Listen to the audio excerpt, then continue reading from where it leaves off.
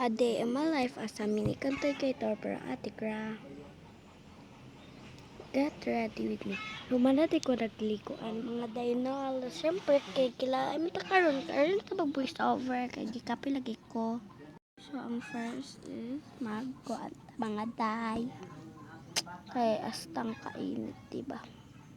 So mga day naglusyon na day ko anak mga day. Ano ko dito pansira mga day kay astar ba ko kabaot hindi na primer nag-sunscreen nakuha na day sa nagbutang na tag-sunscreen mga day katong mga prato day man ako na blend mga day so man siya mga day mag-process ng faces just lang faces so nagbutang na po ko primer dira mga day kay astang pag-make up ta karon hi so sa pagaday no kay man kainit karon nga adlaw.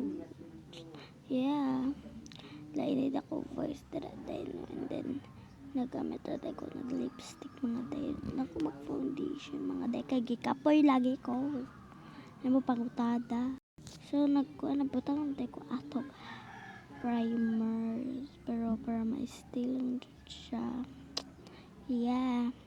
Then gablihan na pa nato itong makeup mga day. Lipstick day siya mga day no.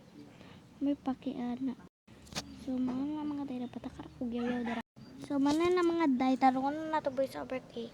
Dagkuhan ko na rapi na akong skin dara. Gitar na akong blend pagadikit kasi. Day katong basta batong sa butang dara mga day. Basta man na mga day. Kalmalak ini ko malak. Di pang buhat aday. Malip gani no. Pero wala ko dagkuhan anak mga day.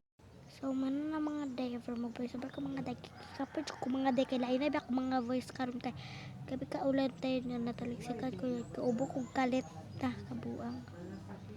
So, nag-blush on na tayo babae dira mga day. Pwede na at of all guys ha.